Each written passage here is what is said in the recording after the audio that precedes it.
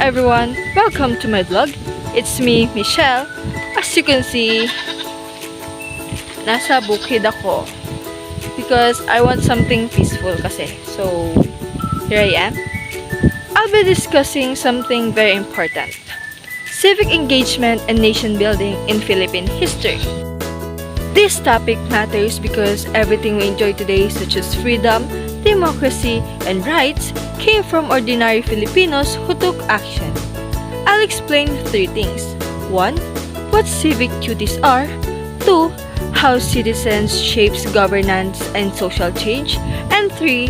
How education builds critical thinking and patriotism.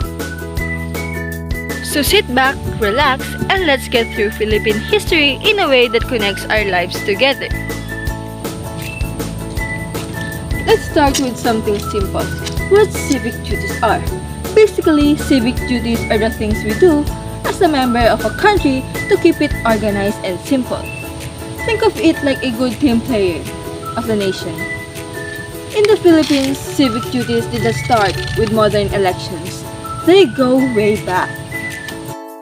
Civic duties and participatory democracy. Spanish era. During the Spanish period, Filipinos weren't allowed to participate openly in government, but still, civic engagement existed through secret movement. One example is the Katipunan, founded in 1892. Regular Filipinos like farmers, workers, and even young men swore to protect and help each other. They gathered supplies, coordinated plans, and even fought for freedom. These were early forms of participatory democracy even before formal election existed. American period. When the Americans came in 1898, they introduced public schools and elections. By 1907, we had our first Philippine Assembly elections. This taught Filipino that voting is a civic duty and an important part of building the nation. The 1935 Constitution later stated that all citizens must defend the state and promote the general welfare. This means that helping isn't optional, it's part of being a Filipino. EDSA Revolution. EDSA people power is one of the strongest examples of civic engagement.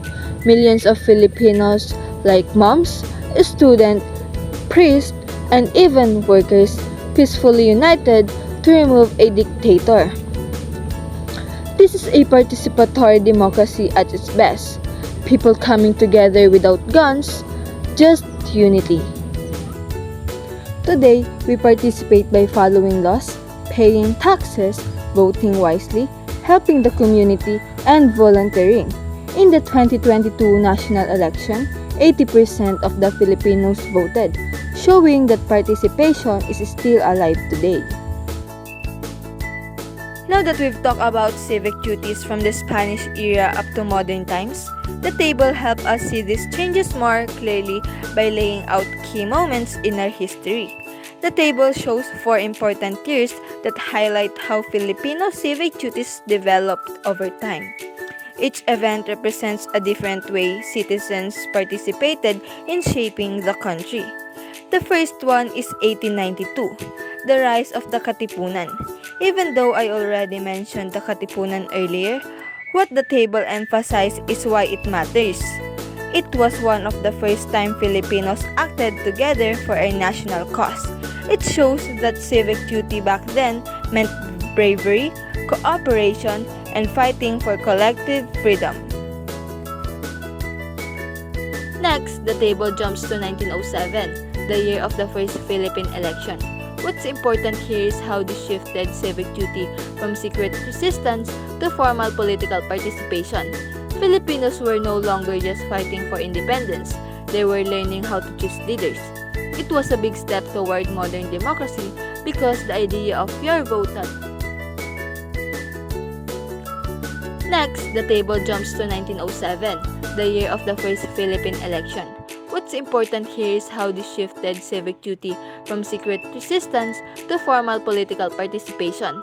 Filipinos were no longer just fighting for independence, they were learning how to choose leaders.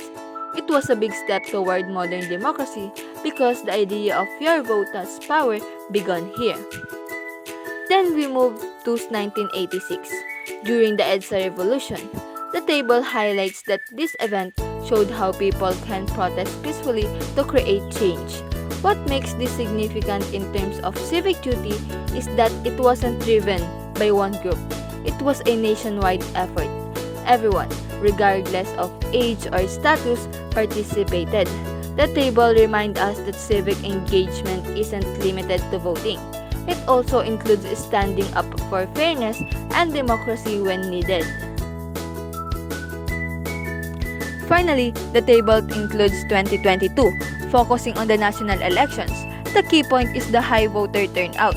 This shows that even today, Filipinos continue to value participation. Many people took the time to vote, proving that civic responsibility is still very much alive. It also reflects how far we've come, from not being allowed to join government in the Spanish era to millions of Filipinos now actively shaping the country through their vote. Overall, the table summarizes how Filipino civic duties have evolved, from resistance to learning democracy, to peaceful unity, and finally to active participation in modern elections. It shows that throughout history, Filipinos have found different ways to contribute to nation building depending on what the time required.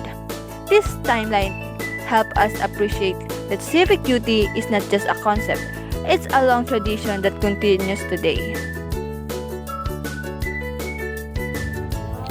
Role of citizens in governance and social change. Citizens are not passive spectators. Throughout history, Filipinos have pushed change. Propaganda movement. In the late 1800s, thinkers like Jose Rizal used essays and books to expose injustice. No Limitang Hira and El Filibusterismo encouraged Filipinos to demand reforms peacefully. This is social change through education and awareness. Early 1900s, labor groups fight for their wages and women pushed for their right to vote. By 1937, Filipino women finally won suffrage. Post-World War II, farmers in Central Luzon, including those connected to the Hukbalhap, demanded land reforms. Their efforts influenced government policies on land distribution. EDSA Revolution. 1986 was not just a political event. It was the proof that ordinary Filipinos can change history. Today's youth use platforms like TikTok, Twitter, and Facebook to campaign for issues. Movements like Junk Terror Bill is spreading fast because of young citizens speaking out. Education's role in critical thinking and patriotism. Education is one of the strongest tools for building a nation. Spanish era. Back then, schools mostly taught religion. Few Filipinos received broader education, and this is limited the critical thinking. American era. In 1901, American introduced the public school system. Subjects like civics and English helped Filipino learn about public service and democracy. This era shaped Filipino awareness and patriotism. By requiring results noble in schools, Filipinos develop a deeper sense of identity and love for the country. Post-independence, the Philippine Constitution emphasized national pride, discipline, and responsible citizenship. K-12 program. Modern education focuses on critical thinking, patriotism, how the government works, and community involvement. This helps young Filipinos to become more active and responsible citizens. To wrap things up, civic duties like following laws, voting, and helping the community strengthen democracy. Nation building is not just the government's job, it's a team effort, meaning every Filipino has a role. Every action we take, no matter how small, contributes to a more resilient, stronger, and more united Philippines. And this is the heart of civic engagement and nation building. Thank you for watching. If you enjoyed the discussion and learned something new, don't forget to like, share, and subscribe. This has been Michelle. I hope this vlog inspires you to become more active and responsible Filipino citizens. See you in the next video! Bye-bye!